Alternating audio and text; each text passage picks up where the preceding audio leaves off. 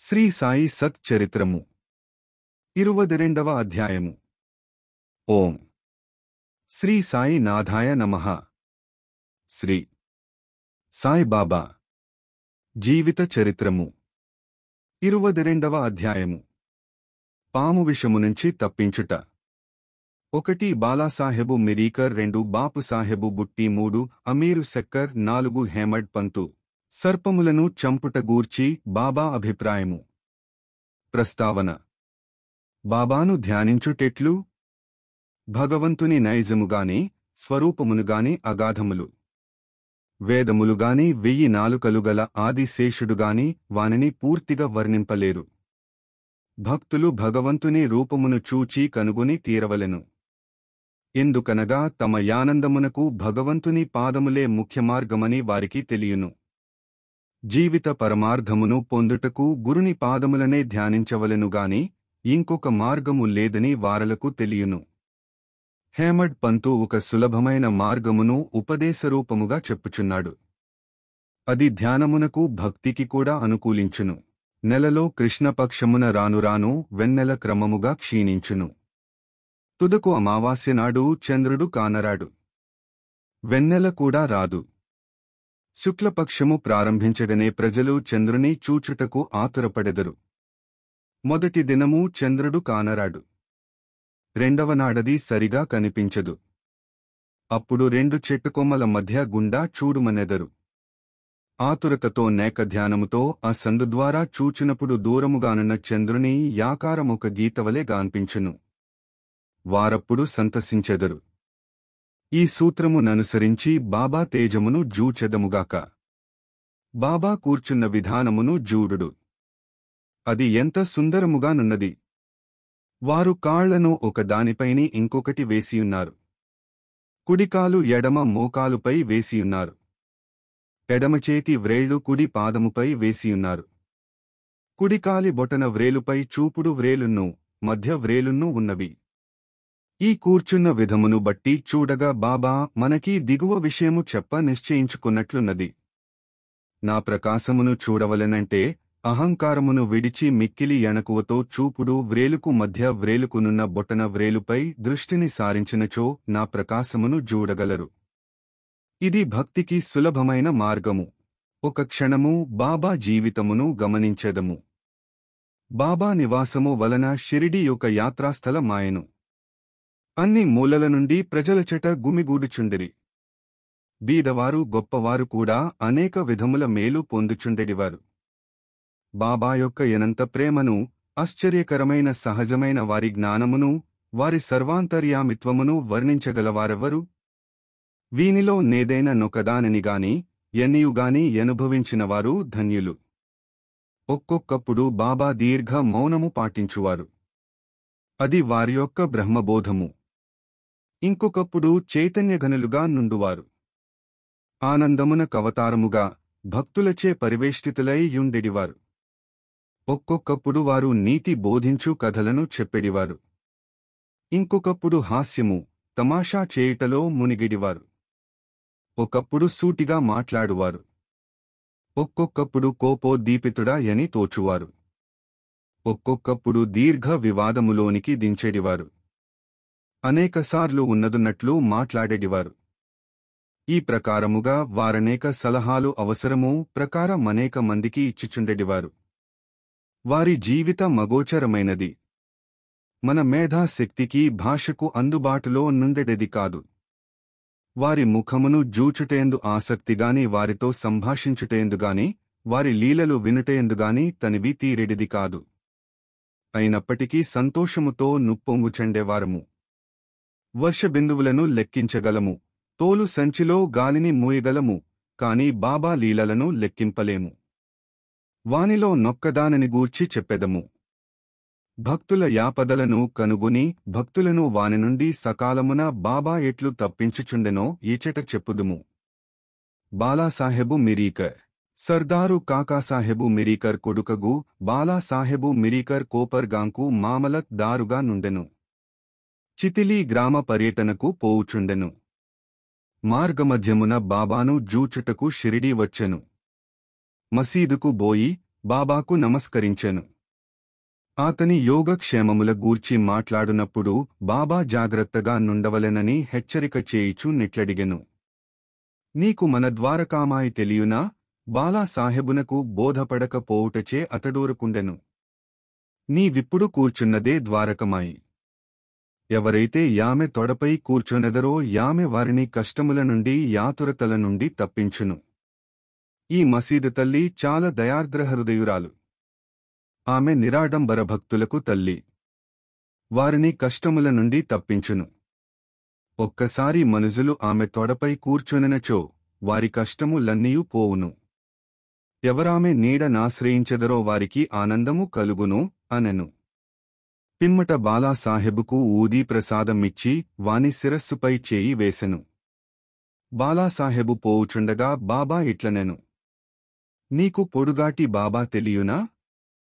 అనగా సర్పము ఎడమ చేతిని మూసి దానిని కుడిచేతి వద్దకు తెచ్చిపాము పడగవలె వంచి అది మిక్కిలి భయంకరమైనది. కాని ద్వారకామాయి బిడ్డల నేమి చేయగలదు? ద్వారకామాయి కాపాడుచుండగా ఆ సర్పమేమి చేయగలదు అనెను. అక్కడున్న వారందరూ దీని భావమును దెలిసికొనుటకు దానికి మిరీకరుకు గల సంబంధమును దెలిసికొనుటకు కుతూహలపడుచుండిరి. కాని బాబా నీ విషయమై ఎడుగుటకు ధైర్యము లేకుండెను. బాలాసాహెబు బాబాకు నమస్కరించి మసీదును విడచి శ్యామాతో వెళ్ళెను. బాబా శ్యామాను బిలచి బాలాసాహెబుతో చితలి వెళ్లి యానందించు మనెను. బాబా యాజ్ఞానుసారము శ్యామ కూడా తన వెంట వచ్చెదనని బాలాసాహెబుతో చెప్పెను. అసౌకర్యముగా నుండునని కాన రావద్దని బాలాసాహెబు శ్యామాతో చెప్పెను. శ్యామా బాబాకి సంగతి దెలిపెను. బాబా ఇట్లనెను. సరే, వెళ్ళవద్దు. వాని మంచి మనము కోరితిమి. ఏది నుదుట వ్రాసియున్నదో యది కాక తప్పదు. ఈ లోపల బాలాసాహెబు తిరిగి ఆలోచించి శ్యామాను వెంట రమ్మనెను. శ్యామా బాబా వద్ద కేగి సెలవు పుచ్చుకుని బాలాసాహెబుతో టాంగాలో బయలుదేరెను. వారు రాత్రి 9 గంటలకు చితలీ చేరిరి. ఆంజనేయాలయములో బసచేసిరి. కచేరీలో పనిచేయువారెవరూ రాలేదు కావున నెమ్మదిగా నొకమూల కూర్చుని మాట్లాడుచుండిరి. చాపపైని కూర్చుని బాలాసాహెబు వార్తాపత్రిక చదువుచుండెను. అతడు ధరించిన అంగవస్త్రముపై నొక సర్పముండెను. దాని నెవ్వరునూ చూడలేదు. అది బుసకొట్టుచు కదలుచుండెను. ఆ ధ్వని నౌకరు వినెను. అతడొక లాంతరు దెచ్చి సర్పమును జూచి పాముపామని ఎరచెను. బాలాసాహెబు భయపడెను. వణుకుట ప్రారంభించెను. శ్యామా కూడా ఆశ్చర్యపడెను. అందరూ మెల్లగా కట్టెలను దీసిరి. బాలాసాహెబు నడుము నుండి పాము దిగుటకు ప్రారంభించెను. దానిని కొట్టి చంపివేసిరి. ఈ ప్రకారముగా బాబా ముందుగా హెచ్చరించి బాలాసాహెబును హాని నుండి తప్పించిరి. బాబాయందు బాలాసాహెబుకు గల ప్రేమ దృఢమయ్యెను.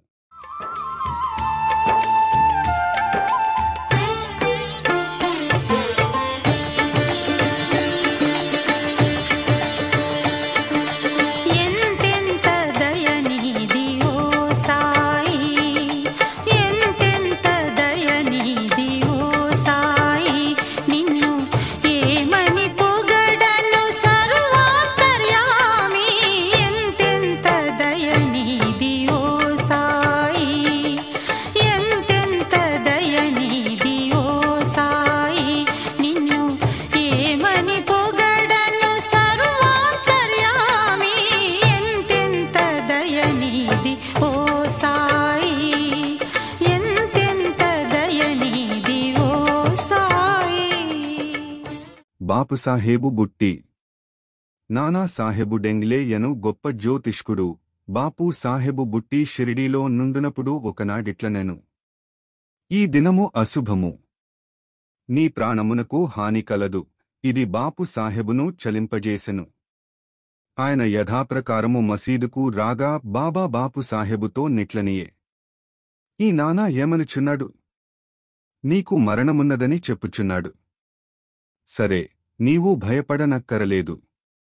వానికి ధైర్యముతో నిట్లు చెప్పుము. మృత్యువు ఎట్లు చంపునో చూచెదముగాక. ఆనాటి సాయంకాలము బాపుసాహెబు బుట్టి మరుగుదొడ్డికి పోయెను. అక్కడొక పామును జూచెను. అతని నౌకరు దానిని చూచెను. ఒక రాయెత్తి కొట్టబోయెను. బాపుసాహెబు పెద్ద కర్రను దీసికొని రమ్మనెను. నౌకరు కర్రను తీసుకుని వచ్చినంతలో పాము కదలిపోయి యదృశ్యమయ్యెను. ధైర్యముతో నుండుమని యాడిన బాబా పలుకులను బాపుసాహెబు జ్ఞప్తికి తెచ్చుకుని సంతోషించెను. అమీరు సెక్కర్, కోపర్గాం తాలూకాలో కొరేలా గ్రామనివాసి అమీరు సెక్కర్. అతడు కసాయి జాతికి చెందినవాడు. బాంద్రాలో కమిషను వ్యాపారి, పలుకుబడి కలవాడు. అతడు కీళ్లవాతము జబ్బుతో బాధపడుచుండుటచే భగవంతుని జ్ఞప్తికి తెచ్చుకుని వ్యాపారమును విడిచిపెట్టి షిరిడీ చేరి బాధ నుండి తప్పింపుమని బాబాను వేడెను. చావడిలో కూర్చోనుమని బాబా యాజ్ఞాపించెను. అటువంటి రోగికి ఈ స్థలము సరియైనది కాదు. అది ఎల్లప్పుడూ చెమ్మగా నుండును. గ్రామములో నింకేదైన స్థలము బాగుండెడిది. బాబా పలుకులే తగిన యౌషధము, నిర్ణయసూత్రము. మసీదుకు వచ్చుటకు బాబా అనుజ్ఞ ఇవ్వలేదు. చావడిలో కూర్చోనుమని యాజ్ఞాపించెను. అది వానికి మిక్కిలి లాభకారి అయ్యెను. ఎందుకనగా బాబా ఉదయము సాయంకాలము చావడివైపు పోవుచుండెను. అదియునుగాక దినము విడిచి దినము ఉత్సవముతో బోయి బాబా ఎచట నిద్రించుచుండెను. అందుచే అమీరు బాబా యొక్క సాంగత్యమును సులభముగా పొందుచుండెను. పూర్తిగా 9 మాసములు అమీరు సెక్కర్ అక్కడ నుండెను. తరువాత ఆ స్థలముపై విసుగు కలిగెను. ఒకనాటి రాత్రి ఎవరికి చెప్పకుండా కోపర్గాం పారిపోయెను. అచ్చటొక ధర్మశాలలో దిగెను. అచ్చటొక ఫకీరు చచ్చుటకు సిద్ధముగా నుండెను. నీళ్లు కావలెననగా అమీరు పోయి తెచ్చి ఇచ్చెను. ఆ నీళ్లను త్రాగి ఫకీరు చనిపోయెను. అమీరు చిక్కులో పడెను.